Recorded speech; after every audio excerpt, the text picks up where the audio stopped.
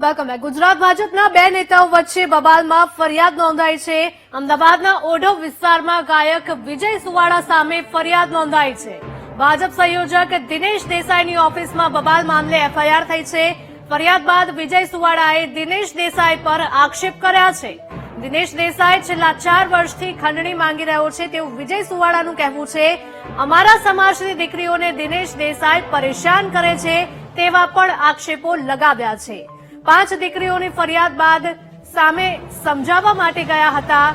દિનેશ દેસાઈ કરેલી ફરિયાદમાં કોઈ તથ્ય નથી। વિજય સુવાળાએ લગાવેલા આક્ષેપને દિનેશ દેસાઈએ ફગાવ્યા છે। સમાજની કોઈ દીકરીને મેં પરેશાન નથી કરી તેવું દિનેશ દેસાઈનું નિવેદન સામે આવ્યું છે। જો કોઈ દીકરીએ ફરિયાદ કરી હોય તો તેનો પુરાવો આપો। મેં કોઈ પણ વ્યક્તિ પાસે ખંડણીની પણ માંગણી નથી કરી।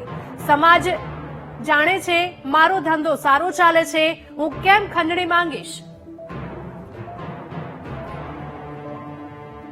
આ દિનેશ દેસાઈ નામનો વ્યક્તિ સસ્તી પ્રસિદ્ધિ મેળવવા માટે 3-4 વર્ષથી મારા પાછળ પડી ગયો હતો। મને હેરાન કરતો હતો, મારા જોડે ખંડણી કરતો હતો, ઉઘરાણી કરતો હતો અને મને એવું કહેતો હતો કે મારી સત્તા બહુ છે, મારી પહોંચ બહુ ઊંચી છે અને હું ગમે તે કરીશ, હું તને ગમે ત્યાં ભરાઈ દઈશ, હું તને કાર્યક્રમો નહીં કરવા દઉં, સ્ટેજ ઉપર નહીં ચડવા દઉં।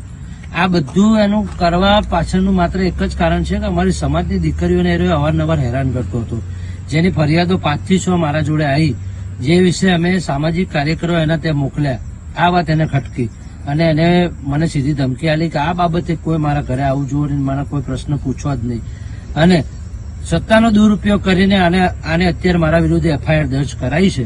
પણ મિત્રો, સમય અને સંજોગ જ્યારે પણ બનશે, હું લોકોને કહું છું કે આ મેટરમાં કોઈ ઇન્ટરફિયર હતો નહીં।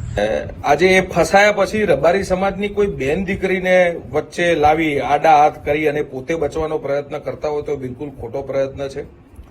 એમને કીધું 5 દીકરીઓએ મને આવી અને દિનેશભાઈના વિરુદ્ધમાં કમ્પ્લેન કરી, તો 5 દીકરીઓએ તમને આવીને કમ્પ્લેન કરી તો એનું પ્રૂફ લાવો। એક બીજી વસ્તુ એવી છે કે 5 દીકરીઓએ આવી અને તમને કમ્પ્લેન કરી તો તમે કઈ સમાજના બાપ તો છો નહીં ભાઈ કે તમને સમાજની દીકરીઓએ આવીને તમને કમ્પ્લેન કરી।